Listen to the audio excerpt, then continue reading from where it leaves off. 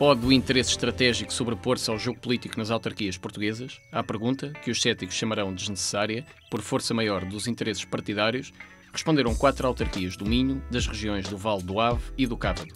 De mãos dadas no quadrilátero urbano estão Braga, que nunca conheceu outro presidente, para lá do histórico socialista Mesquita Machado, Barcelos, do independente Miguel Costa Gomes, eleito pelo PS, Vila Nova de Famalicão, governada na coligação PSD-CDS por Armindo Costa, e a cidade de Berço, Guimarães, com António Magalhães, eleito pelo PS há já 23 anos. Como a quase totalidade das 308 autarquias do país, este quarteto contesta o garrote financeiro que acusam o governo de Passos Coelho de estar a apertar sem nexo. Na conferência que o Diário Económico organizou em Barcelos, com o quadrilátero urbano, foram consolidadas ideias em torno dos pilares deste polo de desenvolvimento territorial: competitividade, inovação, internacionalização. A candidatura está no terreno.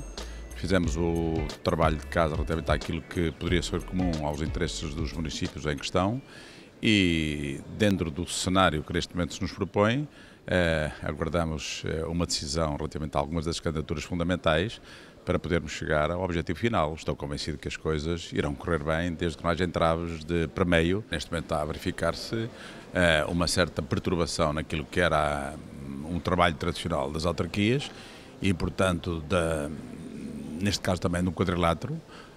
Vamos ver como é que isto evolui, mas a nossa estratégia na altura não contava com este período de transição tão complexo quanto está a ter. Vamos aguardar para ver, mas estamos esperançados que as coisas vão decorrer bem, sob pena tudo isto, de facto, não justificar relativamente àquilo que era a nossa proposta inicial. Não podemos debater estas questões se, a montante, não resolvermos um problema grave, que é um problema estrutural e de necessidade, que é o crédito. E, portanto, nós não podemos pretender internacionalizar, inovar e competir se, de facto, as empresas não tiverem acesso a esse crédito. É fundamental para tudo. Eu costumo dizer que, não havendo crédito, não há empresas, não havendo empresas, não há emprego, não havendo emprego, não há riqueza, não havendo riqueza, não há consumo, não há impostos.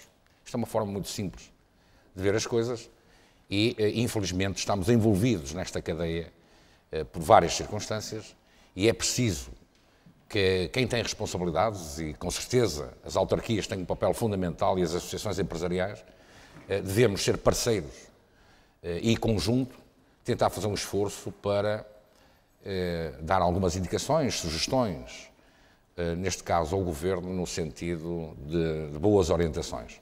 A Caixa Geral de Depósitos devia ser uma entidade que devia ser mais interventiva nesta matéria, pelo menos no momento que atravessamos. Sou daqueles que penso que se deve exigir solidariedade à banca privada, com todo o respeito que se tem pela atividade privada, mas estamos num momento que todos temos que dar as mãos, temos que pensar no país, não devemos pôr de uma forma mais lateralizada as questões partidárias e os projetos partidários e pensar num todo, num conjunto, no país. Esta é uma das 3 redes urbanas que temos na região norte. Temos mais o Douro Alaiense, entre Vila Real, Régua e Lamego, as ecocitras nas 5 cidades de Trás-os-Montes.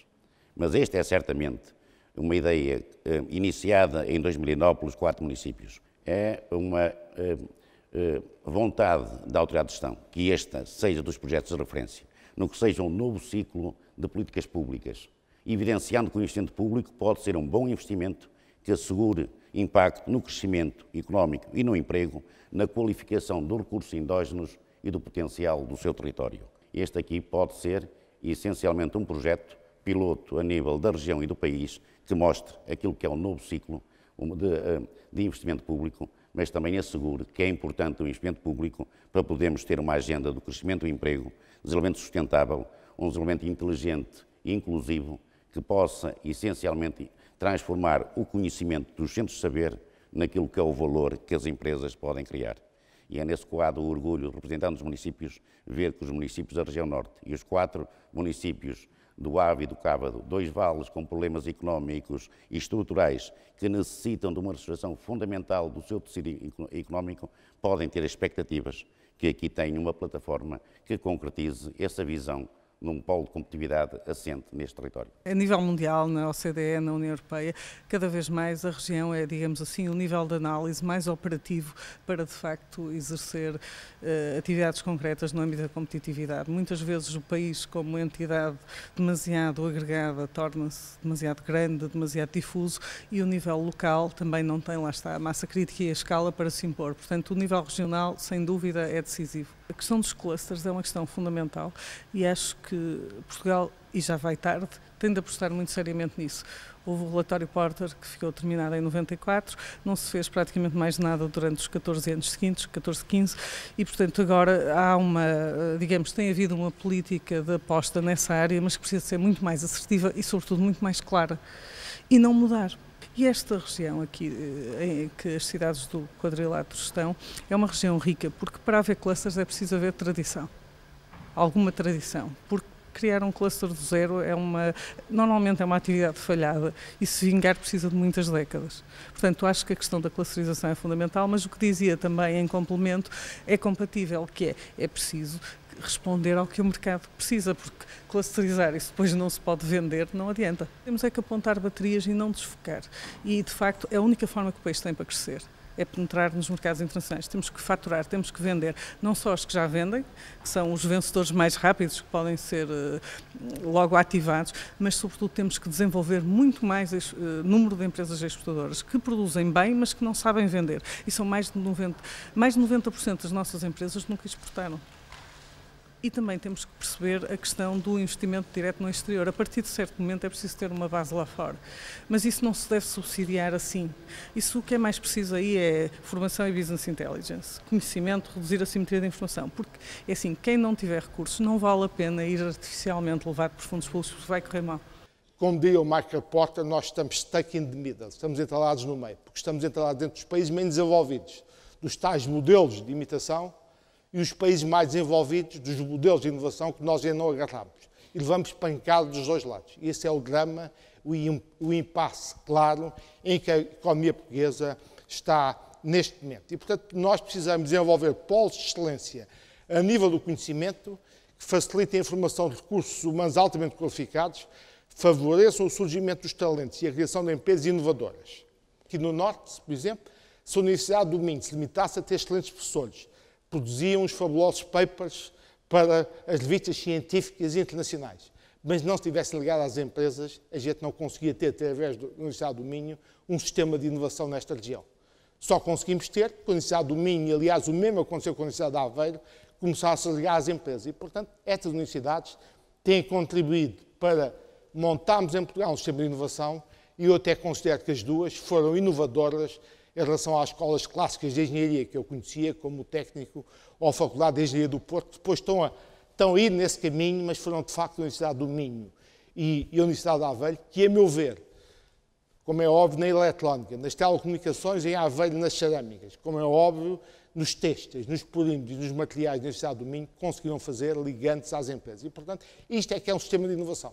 E, portanto, Portugal já descolou, de certa forma, do atraso, mas não conseguiu dar o salto da Irlanda ou da Áustria, muito menos imitar os nórdicos, e tem à perna alguns dos novos adentros do leste, como é óbvio, da República Checa, que está a ultrapassar, com os equilíbrios macroeconómicos que tem, com a capacidade tecnológica que manteve, apesar do regime comunista. A República Checa era uma grande potência industrial antes da Segunda Guerra Mundial, e foi dos únicos países que conseguia vender para Portugal máquinas, ferramentas e automóveis Skodas, mesmo durante o regime comunista. Portanto, é fácil perceber, com as tecnologias de informação alemãs, a República Checa, com a estabilidade macroeconómica que tem, rapidamente ultrapassa Portugal. As organizações têm que ser integradas em rede.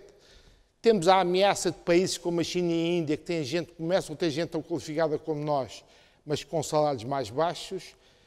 Aqui no Vale do Ave, muitas vezes os jornalistas em Lisboa perguntavam: Sr. Engenheiro, então o texto, o vestuário, a confecção, o calçado vai desaparecer de Portugal? E eu dizia: o que desapareceu, o que está a acabar, é a empresa verticalmente integrada de 2.000 pessoas indiferenciadas para fazer produções massificadas que os asiáticos fazem melhor que nós. As empresas pequenas, flexíveis, capacidade de resposta rápida, com moda, com criatividade, vão ficar. E já estamos a ver sucesso em empresas dos setores tradicionais, o sucesso exportador delas em Portugal. Portanto, é isso que nós cada vez vamos ter mais.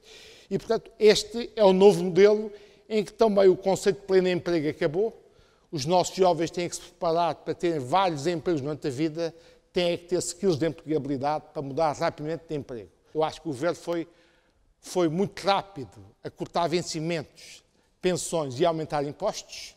Tem uma preocupação de finanças públicas que eu subscrevo inteiramente, mas está a ser lento nas reformas estruturais que urge implementar, sem as quais a gente não vai ter condições de crescimento no futuro. E, portanto, é isso que é possível fazer. E também chamar-vos a atenção que não é só o crescimento económico na Europa ou na Alemanha, mesmo que o Sr. Hollande consiga convencer a Alemanha a abrir os cordões à Bolsa, aumentar salários e ter maior procura, resolve o nosso problema. Porque quando a Alemanha vai ter maior procura, os asiáticos também aproveitam o mercado alemão ou europeu. Se a gente mantiver um perfil de produções muito semelhante aos asiáticos, obviamente que não nos chafamos só por aqui. Portanto, a questão da competitividade das nossas empresas e de uma estrutura produtiva que se diferencie da estrutura de países asiáticos menos desenvolvidos é crucial no nosso país. A questão da competitividade das nossas empresas e o perfil da nossa produção e das nossas exportações é uma questão essencial nesta matéria. E, portanto, a questão da competitividade é a questão essencial e eu terminava listando, não vou perder tempo com isto, o conjunto de fatores que eu acho essencial mudar em Portugal. Em Portugal está bem naquilo que é a nossa abertura ao mundo e naquilo que os fundos comunitários nos permitiram fazer em Portugal. Tudo depende de nós só, na educação, na justiça, na modernização da administração pública, e não vai ser a troika a fazê-lo, estamos francamente mal. Isto não é uma questão de dinheiro, é uma questão de querermos realmente fazer as coisas. O país não tem alternativa à austeridade. O país deve fazer o trabalho de casa para se preparar para ter condições económicas para crescer. E isso tem a ver com o tema que nós estamos a tratar. Não é que vá crescer de um dia para o outro, não há nenhum governo, nem nenhum ministro da Economia que conseguia pôr o país a crescer de um dia para o outro, não há dinheiro público para estimular a procura pública pelo lado da procura, as empresas estão em sérias dificuldades, como todos sabemos, com falta de financiamento, com aumentos dos preços de energia elétrica e do gás natural, que são verdadeiramente muito difíceis de suportar pelas empresas, mas face às lições que aprendi com o PEDIP, apresentei aqui um conjunto de ideias do que deveria constituir um novo programa de apoio ao setor dos bens transacionáveis em Portugal. Curiosamente, o Dr. Eduardo Cataloga, quando fez o programa eleitoral do PST, aproveitou, e muito disto foi integrado no programa eleitoral do PST. Depois, curiosamente, quando foi feito o programa do governo, quase tudo isto já foi esquecido. E, portanto, no fundo, isto não está, conjunto de coisas que, a meu ver, eram necessárias para que o país, do ponto de vista económico, desse a volta. Perguntavam-me se as empresas estão a procurar serviços tecnológicos. E eu dizia-lhes, sim, porque estão a ser obrigadas a isso. Não é na altura em que estão a faturar, que estão com um bom rendimento nas suas atividades, que procuram os centros tecnológicos. É quando estão com dificuldades. É quando vêm à nossa casa e dizem, digam por favor, que produtos inovadores eu posso fazer com os equipamentos que tenho na minha instalação.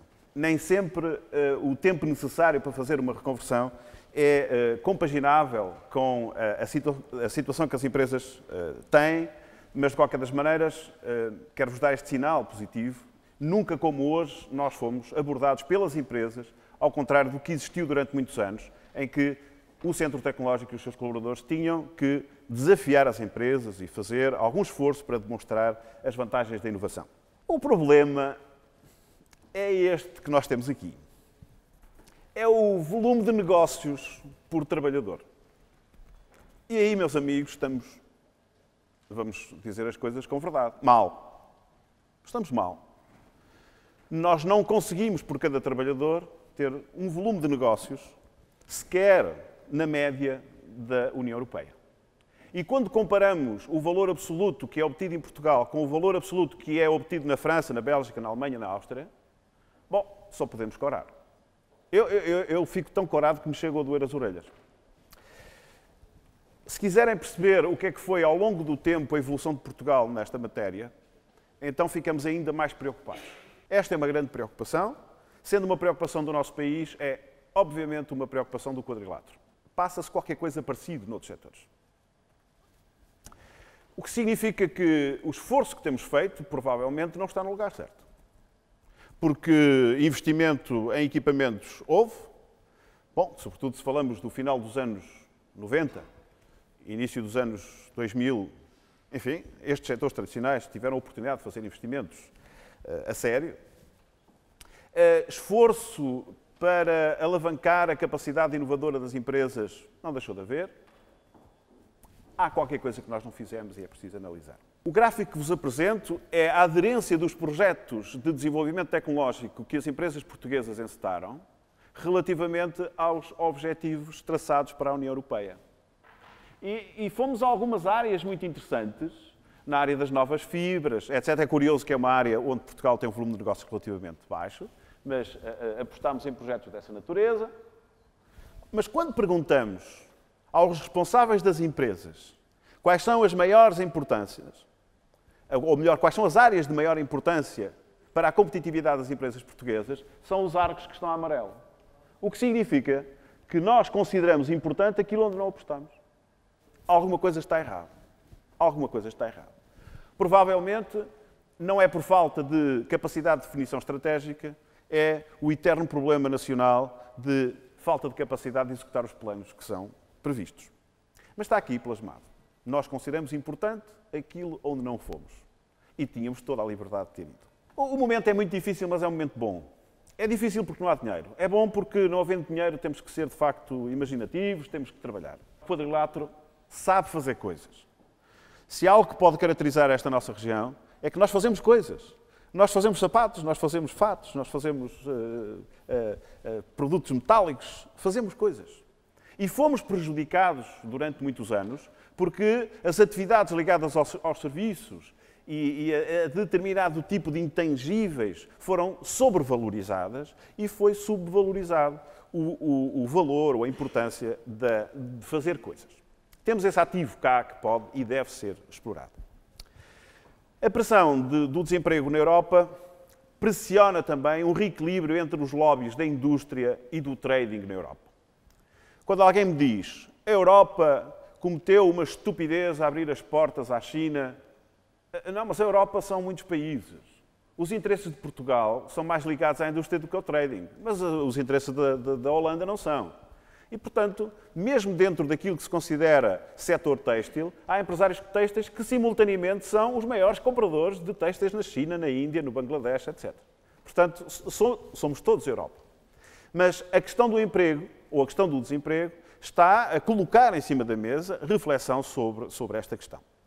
Eu não estou a dizer que acho que vamos voltar para trás e que vamos fechar fronteiras, mas algum reequilíbrio penso que poderá acontecer. O seguinte é o nível de desemprego de jovens qualificados. Nós temos necessidade de criar novas empresas. Eu diria com um novo mindset. Transformar uma empresa muito tradicional numa empresa ligada aos têxteis para aviação é muito difícil.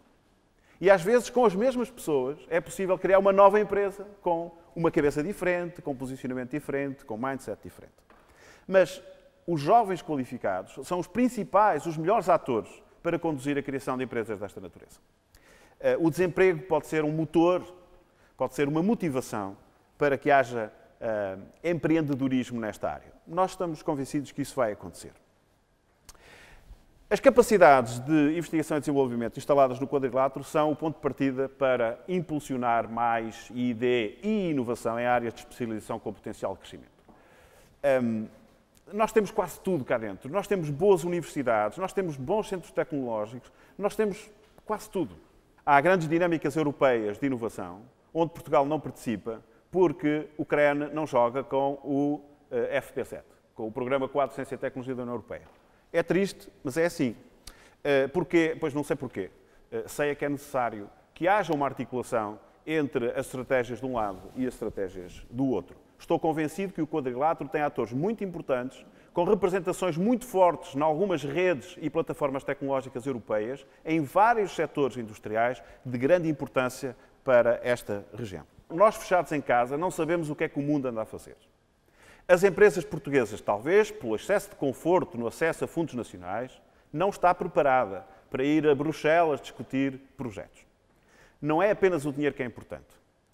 É a inteligência que esse dinheiro pode trazer, nomeadamente pela possibilidade ou obrigatoriedade dos projetos serem desenvolvidos em colaboração com atores internacionais.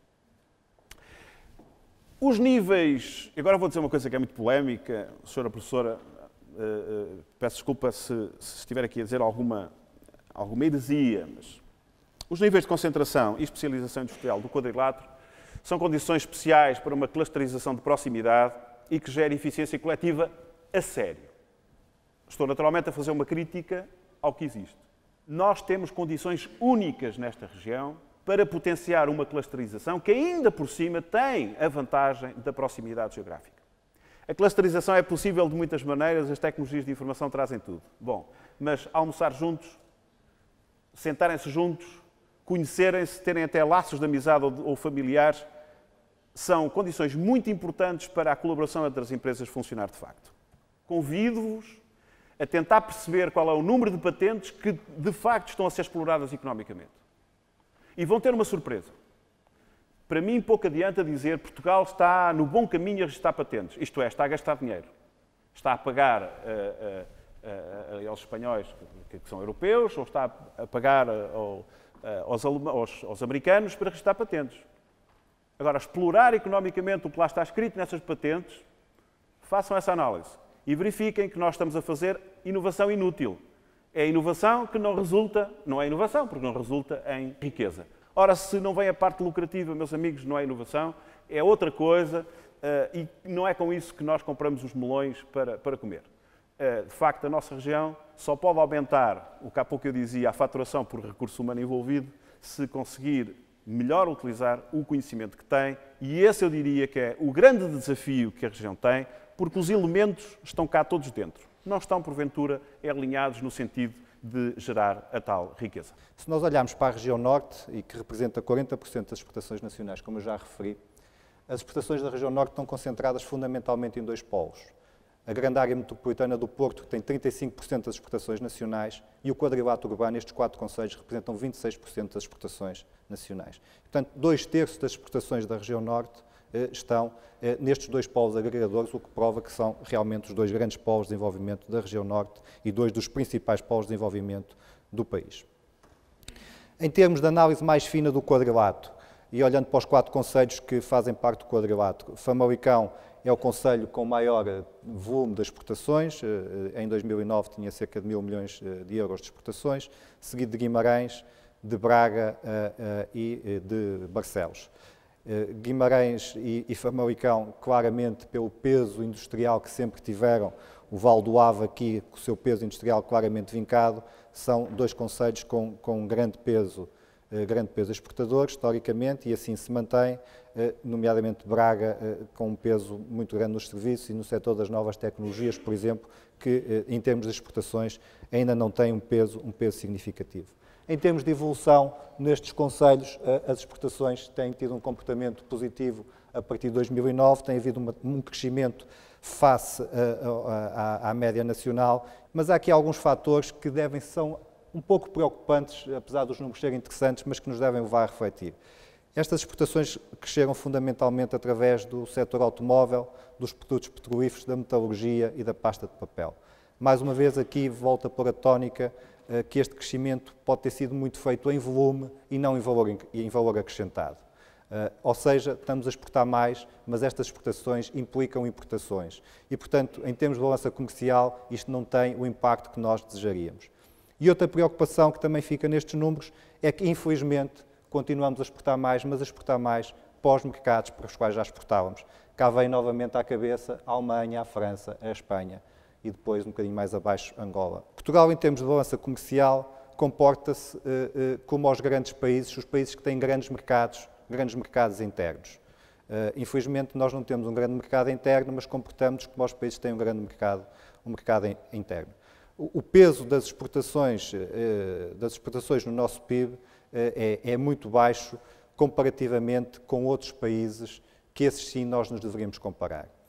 O peso das exportações, na média dos 27 países da União Europeia, ronda aos 40 e poucos por cento. Vamos falar de 40%. Mas se nós olharmos para algumas referências que também já aqui foram ditas hoje, que eu acho que são referências importantes para Portugal, as repúblicas checas, as repúblicas eslovacas, as eslovénias, que são países que têm PIBs per capita parecidos com o nosso, que nos ultrapassaram em muitos indicadores de desenvolvimento nos últimos anos, nós verificamos que o peso das exportações destes países no seu PIB é muito superior aos 50%. Eu acho que este é um desafio nacional, eu acho que é um desafio que nós temos que conseguir, sob pena de não conseguirmos resolver os problemas macroeconómicos do país. Isto é como numa família. Se eu tiver um empréstimo que tenha que pagar e todos os meses ganhar menos do que aquilo que tenho que pagar, eu nunca vou conseguir pagar esse empréstimo. E aqui é a mesma coisa. Portanto, o grande desafio é nós conseguirmos ter um peso das exportações, equilibrar a balança comercial e que o peso das nossas exportações no PIB ultrapasse os 50%. Isso faz, fundamentalmente, por duas vias, aumentando o volume, mas, fundamentalmente, aumentando o valor acrescentado da nossa indústria.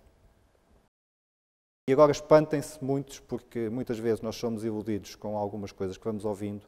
O grande valor acrescentado na nossa indústria continua nos ditos setores tradicionais.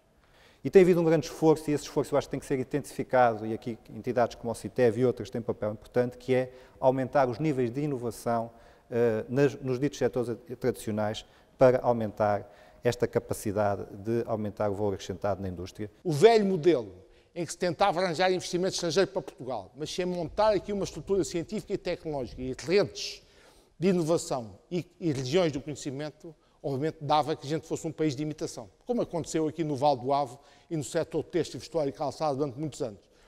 Os que vinham para cá vinham replicar o modelo que tinham dos países de origem, só com salários mais baixos. E, portanto, isto era um modelo puro de imitação.